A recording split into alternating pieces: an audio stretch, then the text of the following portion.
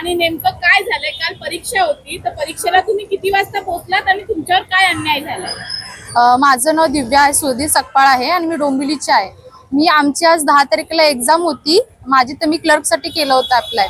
पण आमचा जो गेटचा क्लोजिंग टाइम होता 8:30चा आणि एक्झाम होती आमची 9ची.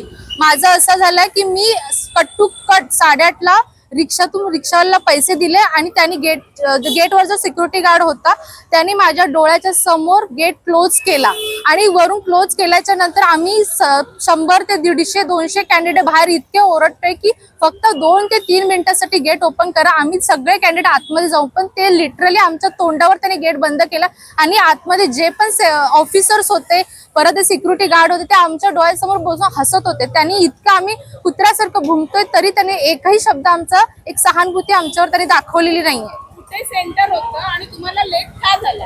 सेंटर आम्हाला त्यांनी असं दिलं होतं, TCS जो आहे पवई सेंटर जो आहे तो त्यांनी तो दिला होता. मेन म्हणजे आमचं हे एक विनंती होती की आम्ही जेव्हा ऍप्लिकेशन फॉर्म भरतो त्याच्यामध्ये ऍड्रेस सेंड करतो, मग ऍड्रेसनुसार ऍटलीस्ट तुम्ही नियर बाय एक्झाम सेंटर तरी दिले पाहिजे होते. आम्ही राहणार बदलापूर, खोपोली, कर्जत आणि तुम्ही सेंटर देणार पवई. पवई हे एक असं सेंटर आहे जिथे खूपच प्रचंड ट्रॅफिक एरिया आहे आणि ते एकूण एक असं सेंटर आहे ते TCS की तिथे 1 सेकंदाला तुम्ही गेट क्लोज करता. बाकीचे पण एवढे सेंटर आहेत IT सेक्टर, ते ऑन टाइम घेतात. 10 मिनिटं म्हणा, 5 मिनिटं लेट झाली तरी ते कॅन्डिडेटना घेतात, पण ते TCS अजिबात घेत नाही.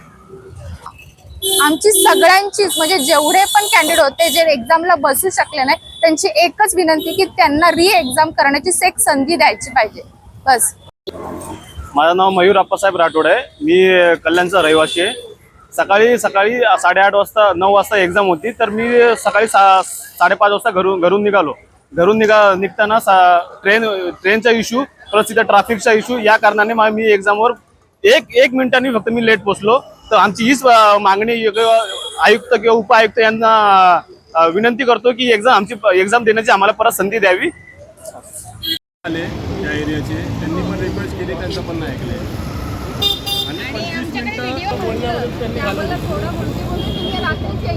काही मुलं रात्रीच येतात, आता मग इथं येऊन झोपायचं होतं, तुम्ही इथे रात्री थांबायला पाहिजे होतं, अशी त्यांनी सबब दिली आहे. आणि ते 25 मिनिटं